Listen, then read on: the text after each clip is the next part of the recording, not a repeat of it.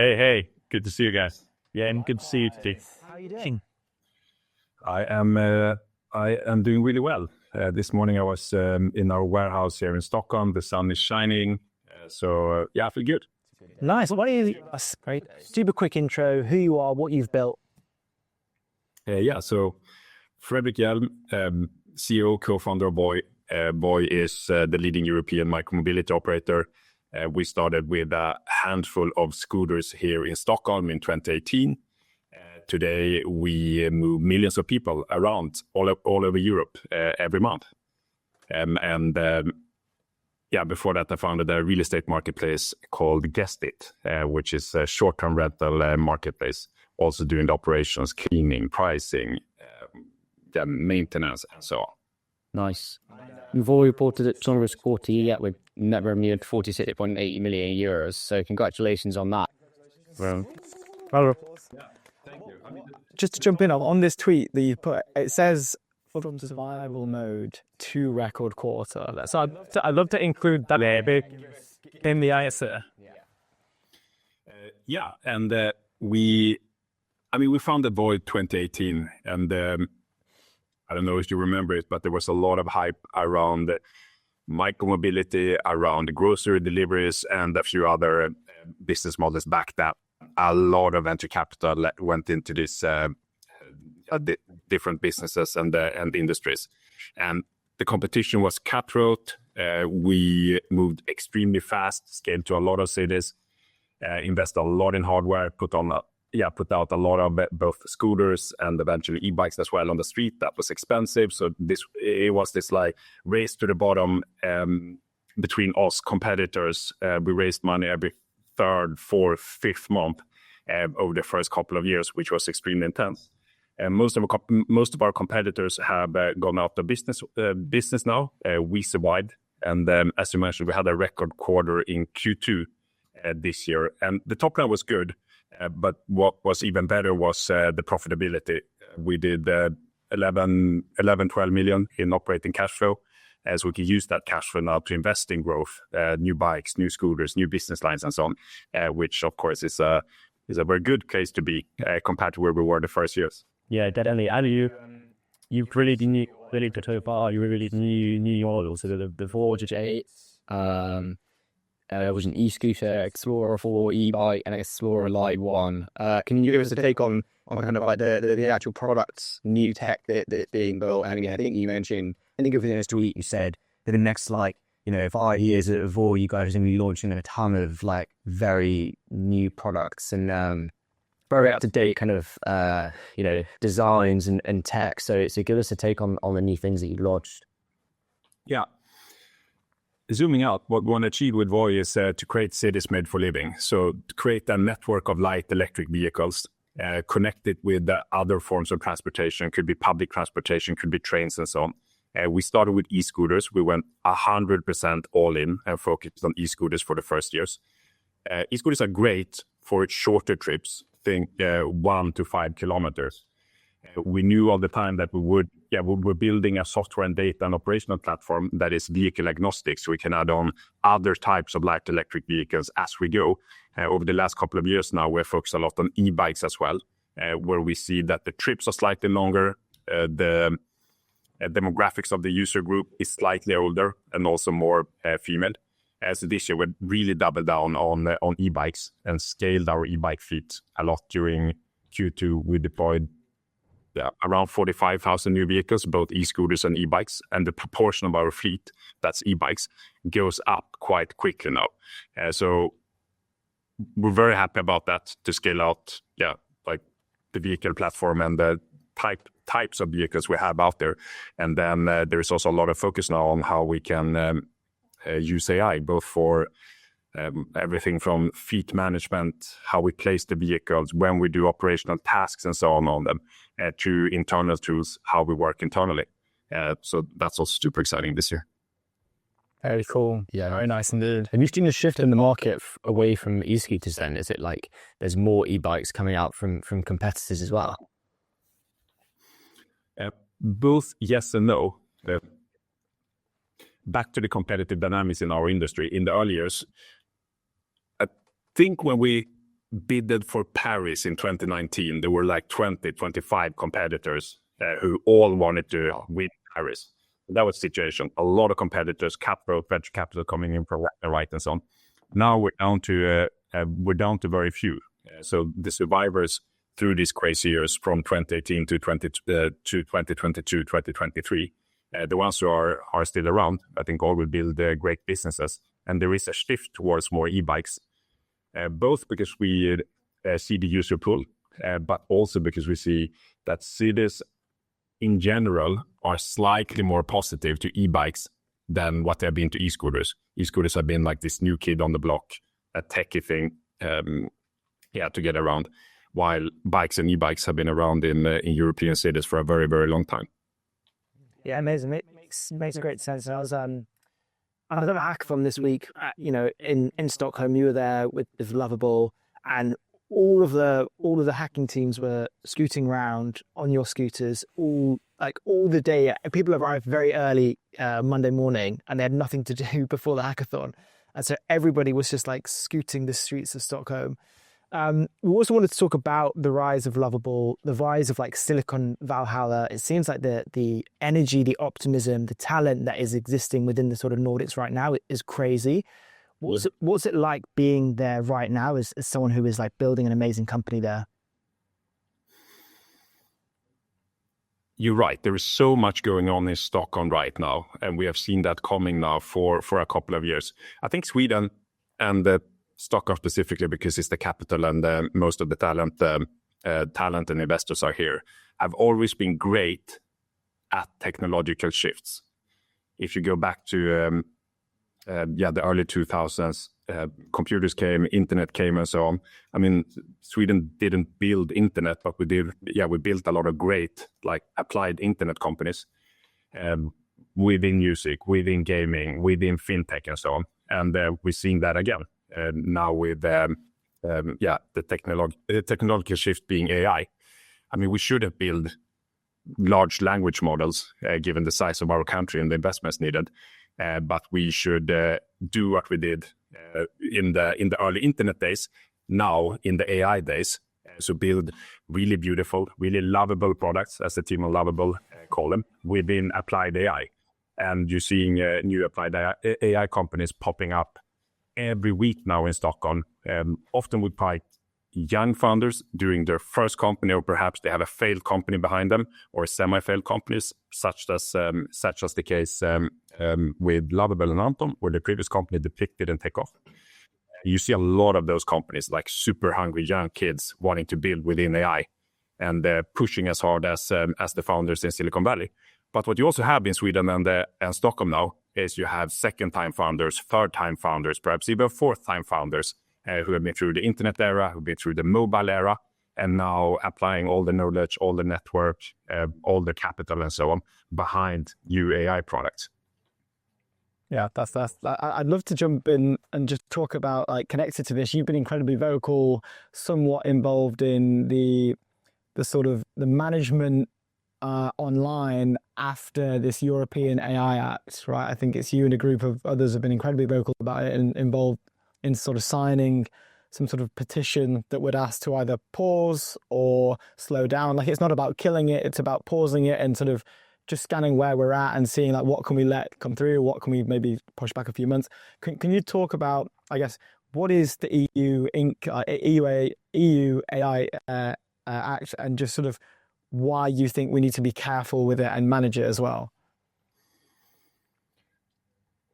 To me, it's quite clear. One, for Europe to be competitive within AI or any other important industry, I mean, we need to change the mindset, especially from EU, but also on a national level, from regulate first instead of build first and then regulate. I mean, that's really the most important thing here. We've done a lot of regulate first in Europe for a lot of years, and that doesn't work. And I think the stakes, it's just so clear now that the stakes in the AI era are much, much higher. And secondly, I mean, we have amazing talent in Europe, and we also have a lot of capital. I mean, now from the first money in angel investors, family offices, pre-seed funds, and so on, to late-stage funds to private equity and so on. And it would be such a waste of talent and smart investors and just opportunity to over-regulate before the baby can even walk, rather than wait, see, be sensible, let the builders build, and let the investors invest in the best ideas, and we see what happens. We always had the opportunity to regulate later, which, as I see it, is a much, much better way to go overall for Europe, but specifically within AI, than some of the quite stupid ideas that were in the AI Act. What were some of the things that you saw in that act which you found the most ridiculous, or you were the most scared about being actually implemented, or perhaps the most damaging potentially to AI companies? I mean, there are some things there about how companies and organizations overall, including municipalities and government organizations, can use large language models, and especially fine-tune large language models for their specific use case, which essentially makes large language models very difficult to use for a lot of quite obvious use cases for a company like Voi or for any organization. And that was one of the things that I really didn't like. But then there are probably 40, 50 other examples of things like that, which creates more uncertainty and vagueness rather than certainty and clarity. And as company builders, we want certainty, predictability, but not bad certainty and predictability. Yeah, then that makes total sense. It's going to be. It seems from our view that the government or the EU hasn't been that receptive to a lot of the criticisms that have come from the community. Are you optimistic that they may change their mind and they may change some of the things in the EU Act or not? I'm quite optimistic that we will. I'm quite optimistic that it will be passed, it will be changed and reshaped. At least the conversations we have had, mainly with the Swedish government, the Swedish representatives in Brussels, they understand and they agree. So now it's about, can we get the French and Germans and others to listen and follow that path? I don't know whether you saw it. I don't know whether you saw two things from the Swedish Prime Minister over the last couple of weeks. One, it became a huge thing because he said in an interview at an event we hosted here in Sweden a couple of months ago that he actively uses AI to brainstorm, to spar, to get new perspectives and so on, which turned into this big discussion: should the Prime Minister even be allowed to use AI? And second, he also went out in support of passing the AI Act now until we get to something that the industry is also comfortable with. And that's amazing to hear. We just had Barney, who's the CEO and founder of Clio, one of the big fintechs here, talking about what we need to do in the UK to try and push European tech forward and what the UK government needs to do. In Sweden, would you say a pro-tech government? Is there an understanding within government of what needs to happen and the role that tech plays in society? 100%. The current Swedish government is pro-tech, pro-business. They take the conversations, they spend the time with the tech community, from small companies to larger companies to the investors and so on. So from a Swedish point of view now, I am quite happy with the government and their views on tech and their interest as well.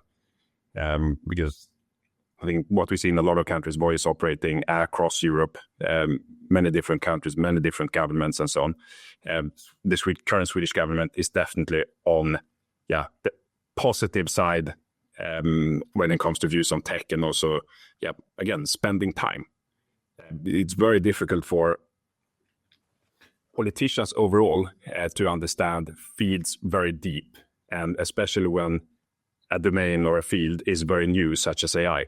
I mean, I spend a lot of time thinking and investing and building AI products. It's very difficult to me to know what would happen in 3 months.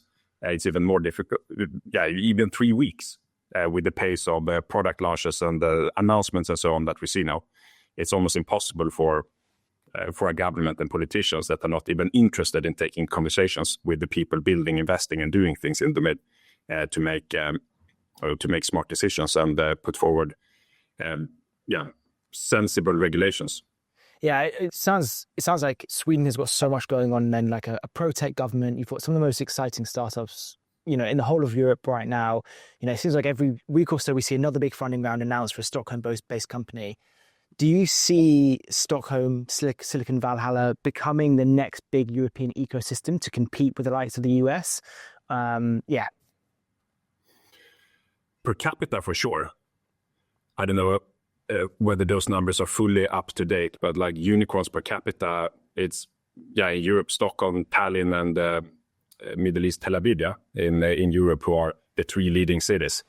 At the same time, of course, Stockholm is a relatively small city compared to other European cities. So in absolute numbers, I mean, I expect London and Paris especially to spit out a lot of great companies over the coming years. But per capita, I am very convinced that Stockholm will lead that over the next coming years, given everything we see, both from the government to the builder level, to the capital available, to the talent density. Also, people who have built big companies early in at Spotify, Klarna, King, Mojang, Voi, Einwide, Northvolt. Those people have learned a lot and been through both ups and downs, and they're going out to build now again, which is very exciting. And so do you think that's what it is that makes a great ecosystem? You've got the combination of a pro-tech government, you've got experienced builders who have built, either founded their own things or they've built at some of the biggest tech companies across Europe. Do you think those will make a great ecosystem, or is there something cultural within Sweden that kind of inspires building and entrepreneurship? And that as well. So how I see it, I mean, to be a great startup ecosystem, startup city, startup country, you need a few things. One, you need talent and capital. We have that in Sweden. We have a lot of people who have been part of building companies before. We have great universities and so on, and a lot of venture capital and private equity. 2, you need good regulations, from tax to labor law and so on. How easy is it to start a new company and build a business in that country? The third thing is culture. As you say, you want a culture, preferably on a country level, but at least on a regional city level, that encourages risk-taking and encourages and, raise the people up who try to build things and then succeed. And even though in Sweden we have a relatively modest culture when it comes to, showing off and so on, we love our homegrown success stories, like from music, ABBA, Avicii, Swedish House Mafia, whatnot, to sports people, Zlatan, Mondo Duplantis, the pole vaulter, and so on, to company builders, like Daniel and Martin at Spotify, Sebastian at Klarna, Niklas Zenström was part of building Sky. I mean, we love those success stories, while in many other European countries, it's almost frowned upon, or we push them down because they make so much money, they become rich, and so on. I don't see that in Sweden. That's amazing. It's the complete opposite to what we're like here in the UK. It is a culture, right? Yeah, we tear down. Yeah, the tear down. I lived in London for 8-9 months last year, and London and parts of the UK are amazing when it comes to that spirit as well. But overall, I saw quite big cultural difference and optimism about the future compared to what I see in Stockholm and Sweden. Yeah, we are generally a miserable bunch. In not that optimistic. We don't want to see other people succeed, And that's why we're here, right? So Exactly. So it's awesome that you're doing this. No, we love to hear it. And we're running out of time, but I'd love to hear about what does the future of Voi look like? You mentioned that you're making money now, that you're profitable and you're reinvesting those profits. Are you thinking about an IPO at some point? Are you thinking that you need to do more raises to kind of supercharge growth even more? What does that look like over the next couple of years for you? The most important thing for us now is to continue to build products that people love. I want Voi to be, the most loved way to move around in European cities and eventually outside of Europe, on short and mid-long distances. And when we look at where we will take Voi as a company, IPO and so on, last year we raised a public bond. As we're semi-public now, we're doing quarterly reports and so on. That's why you get so much granularity on our numbers and progress. I mean, that prepares us and sets us up for a potential IPO where we would list the equity as well in a couple of years. But there is no concrete timeline and where we would IPO and so on at the moment. But we take that as we go and continue to focus on building great products, talking a lot to customers, optimize our operations, and then in a couple of years we should be very ready to do a great. That sounds great, and I'd like to hear how have you found it being almost like that transition from being like a private company CEO where everything's hidden, you only have to report to your investors, to becoming this much more public figure where you have to talk publicly about your results and your financials. How have you found that transition? That's a great question, and we raised this public bond last year here on the Stockholm Stock Exchange, and before that, most of our investors are VC investors or private investors. A lot of them were quite nervous about us having to do quarterly reports relatively early on the company's journey. What will the competitors do? What if our numbers don't look as great as we hoped for the next quarter or the previous quarter and so on? In reality, what we have found is that there are a lot of benefits with transparency. I mean, transparency in numbers builds trust, both with existing employees, potential future employees, with cities in our case, because we work a lot with cities, with investors as well. Many late-stage investors, and especially public market investors, they are used to getting numbers on a relatively standardized format, which is the case in public markets. So for us so far, the transparency has given a lot of positive effects that we perhaps didn't expect. Of course, it requires some extra time, extra resources, and so on when it comes to how you report and the auditing of your numbers and so on. But that's a natural step for every company who that wants to become big and grow up. No, it's amazing to hear. It's good. There's so much negativity about that sort of level of public scrutiny and transparency. It's amazing to hear the benefits that can bring as well. But look, we're out of time, Fredrik. Thank you so much for joining us. We've loved chatting. Thank you, Fredrik. Thank you, guys. Thanks so much, Fredrik. Cheers, mate. Thanks. To speak soon.